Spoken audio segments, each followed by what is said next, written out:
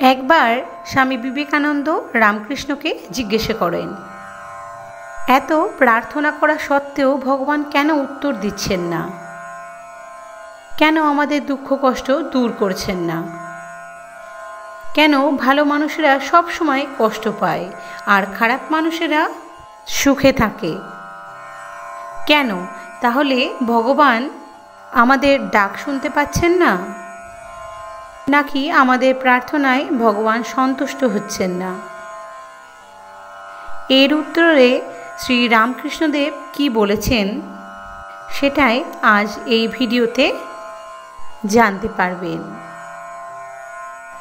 আজ এই ভিডিওতে শ্রী রামকৃষ্ণদেব এবং স্বামী বিবেকানন্দের এক অপূর্ব কথোপকথন তুলে ধরা হয়েছে। এখানে আপনারা আপনাদের মনের সকল প্রকার প্রশ্নের উত্তর পাবেন, তাই ভিডিওটি মনোযোগ সহকারে শুরু থেকে শেষ পর্যন্ত দেখতে থাকুন। তাহলে চলুন ভিডিওটি শুরু করা যাক।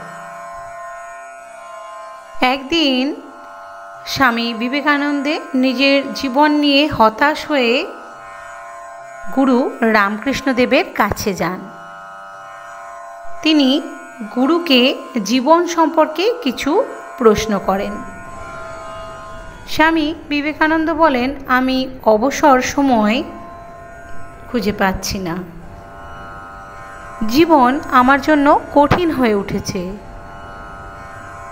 শ্রী রামকৃষ্ণদেব এর উত্তরে বললেন, কাজ তোমাকে ব্যস্ত করবে, কিন্তু সৃজনশীলতা তোমাকে অবসর দেবে।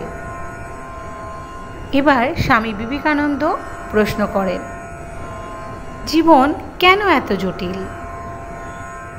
শ্রী রামকৃষ্ণদেব এর উত্তরে বলেন, জীবনের বিশ্লেষণ করা বন্ধ করো। এটা জীবনকে আরও জটিল করে তোলে। স্বামী বিবেকানন্দ জিজ্ঞেস করলেন, কেন আমরা এত অসুখী? এর উত্তরে রামকৃষ্ণ পরমহংসদেব বললেন, উদ্বেগ তোমার অভ্যাসে পরিণত হয়েছে, তাই তুমি অসুখী। এরপর স্বামী বিবেকানন্দ জিজ্ঞেস করলেন, কেন ভালো মানুষেরা সব সময় কষ্ট পায়? এর উত্তরে রামকৃষ্ণদেব বললেন, ঘর্ষণ ছাড়া হীরা মসৃণ করা যায় না, আগুন ছাড়া সোনা বিশুদ্ধ হয় না। ভালো মানুষ পরীক্ষার মধ্য দিয়ে যায়, এটা তাদের ভোগান্তি নয়। এই অভিজ্ঞতা দিয়েই তাদের জীবন আরও সুন্দর হয়, তিক্ত নয়। স্বামী বিবেকানন্দ এবার জিজ্ঞেস করলেন, আপনি কি বলতে চাইছেন? এই রকম অভিজ্ঞতা উপকারী? শ্রী রামকৃষ্ণদেব বললেন, হ্যাঁ, সবসময় অভিজ্ঞতা হলো কঠিন শিক্ষকের মতো। যে শিক্ষক তোমাকে আগে পরীক্ষার সম্মুখীন করে তারপর শিক্ষা দেয়। তখন স্বামী বিবেকানন্দ দেব বললেন, অনেক সমস্যার কারণে আমাদের মনে হয় আমরা কি করছি, কেন করছি, কোথায় যাচ্ছি, কিছুই বুঝতে পারছি না। এটা কেন হয়? তখন শ্রী রামকৃষ্ণদেব বললেন, যদি তুমি বাইরে যাও তাহলে বুঝবে না তুমি কোথায় যাচ্ছ। ভিতরটা দেখো, তাহলে তুমি বুঝতে পারবে তুমি কোথায় যাচ্ছ। চোখ আমাদের দৃষ্টি দেয় আর হৃদয় আমাদের উপায় দেয়। আবারও স্বামী বিবেকানন্দ বললেন, অসফলতা কি সফলতার পথে চলার থেকেও বেশি কষ্টদায়ক? তারই উত্তরে রামকৃষ্ণদেব বললেন, সফলতা অন্যদের দ্বারা নির্ধারিত একটি পরিমাপ, আর সন্তুষ্টি নিজের দ্বারা নির্ধারিত একটি পরিমাপ। তখন স্বামীজি জিজ্ঞাসা করলেন, কঠিন সময়ে কিভাবে আপনি অনুপ্রাণিত থাকেন? এরই উত্তরে রামকৃষ্ণদেব বললেন, সর্বদা তুমি কতদূর যেতে পেরেছ তা দেখো,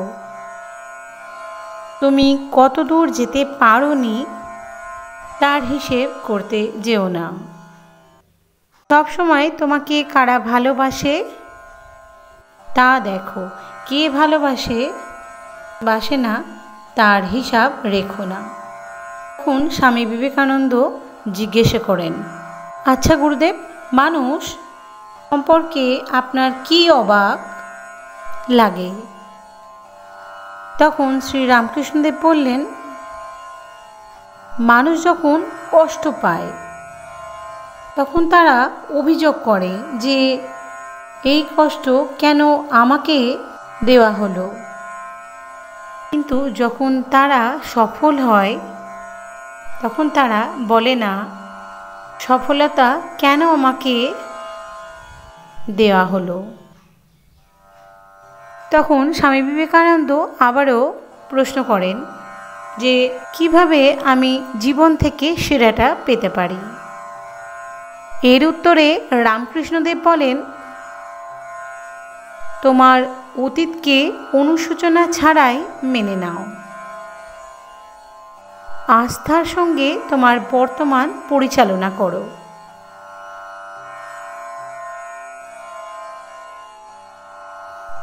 ভয় ছাড়াই ভবিষ্যতের জন্য প্রস্তুত হও। এরপর স্বামী বিবেকানন্দ একটি অত্যন্ত গুরুত্বপূর্ণ প্রশ্ন করেন। তিনি বললেন, কখনো কখনো আমি মনে করি আমার প্রার্থনার উত্তর কেন দেওয়া হয় না। এর উত্তরে রামকৃষ্ণদেব বললেন, সব প্রার্থনার উত্তর দেওয়া হয়, বিশ্বাস রাখো এবং ভয় ছেড়ে দাও। জীবন কোনো সমস্যা নয় যে সেই সমস্যার সমাধান করতে হবে। জীবন একটি রহস্য যার সমাধান করতে হবে। বিশ্বাস করো, যদি তুমি জানো কিভাবে বাঁচতে হয় তবে জীবন বিস্ময়কর সুন্দর। পৃথিবী কত সুন্দর এটা তোমাকে যে কেউ বোঝাতে পারবে, কিন্তু এর মধ্যে খুব কম মানুষই তোমাকে বোঝাতে পারবে যে তুমি পৃথিবীতে কত সুন্দর।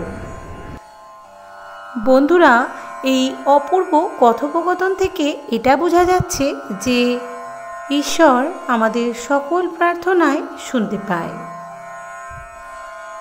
এবং এই প্রার্থনার উত্তর তিনি ঠিক সময় দেবেন। আমাদের কর্তব্য তার উপর বিশ্বাস রেখে সকল কর্ম নিপুণভাবে করে যাওয়া এবং কখনো হতাশ না হওয়া। ভগবান খারাপ সময় দিয়েই আমাদের পরীক্ষা নেয়।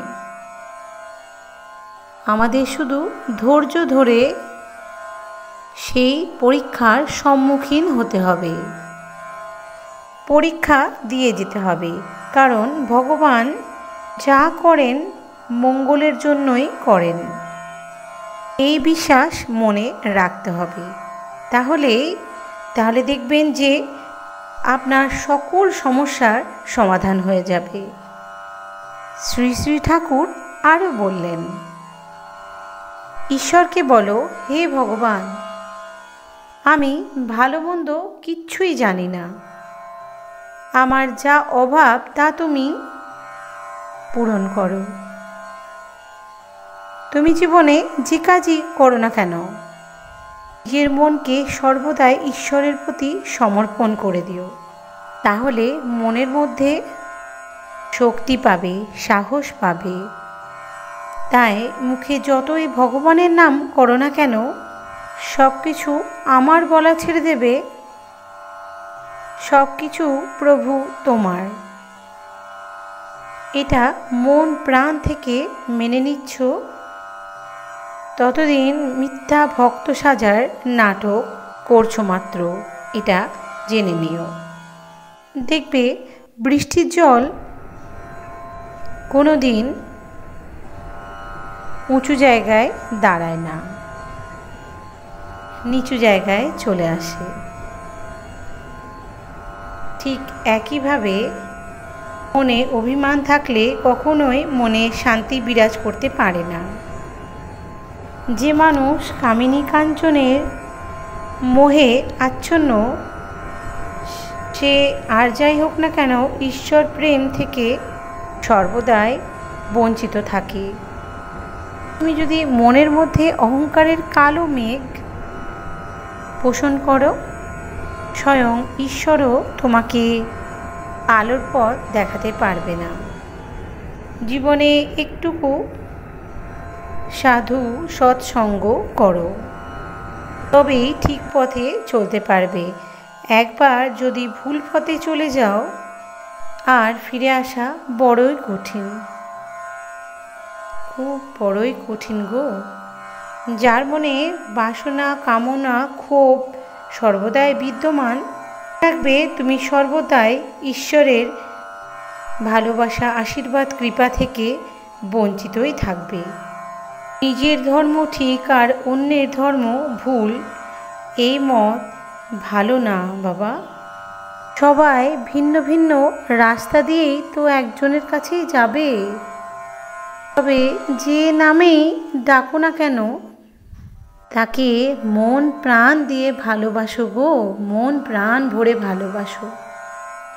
তোমার মনকে ভেদাভেদ শূন্য করতে শেখো, তবে তুমিও যে কোনো কাজের মধ্যেই ভক্তিরস খুঁজে পাবে। তোমার জীবনের লক্ষ্য শুধুই উপার্জন করা নয়, জীবনের প্রকৃত উদ্দেশ্যই হলো পরমেশ্বরের সেবা করা, পরম শান্তি লাভ। সাংসারিক ভোগবাসনা কয়েক মিনিটের জন্য বা মুহূর্তের জন্যই আনন্দ দিলেও কোনোদিন তা শান্তি এবং সন্তুষ্টি এনে দিতে পারে না। জীবনে শান্তি পেতে মনের ময়লা বা মলিনতাগুলো দূর করো। যতক্ষণ কাম, ক্রোধ, লোভের বাস রয়েছে, সেখানে কখনোই ভগবান থাকে না, থাকে শুধু সর্বনাশ।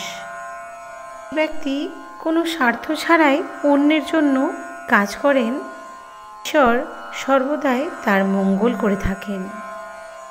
আজ এই পর্যন্তই বন্ধুরা। ভিডিওটি কেমন লাগলো অবশ্যই এক কমেন্ট সেকশনে জানাতে ভুলবে না। আর তুমি যদি আমার নতুন বন্ধু হয়ে থাকো, আমার চ্যানেলে প্রথম এসে থাকো, অবশ্যই চ্যানেলটি সাবস্ক্রাইব করে পাশে থেকে যাবে পরবর্তী ভিডিওগুলি দেখার জন্য। আর যদি এটি খুব ইনফরমেটিভ বলে মনে হয়, অবশ্যই বন্ধু বান্ধব এবং নিকটতম আত্মীয় স্বজনের মধ্যে শেয়ার করে দেবার একটি অনুরোধ রইল। দেখা হবে পরবর্তী ভিডিওর সাথে। ভালো থাকুন, সুস্থ থাকুন, নমস্কার।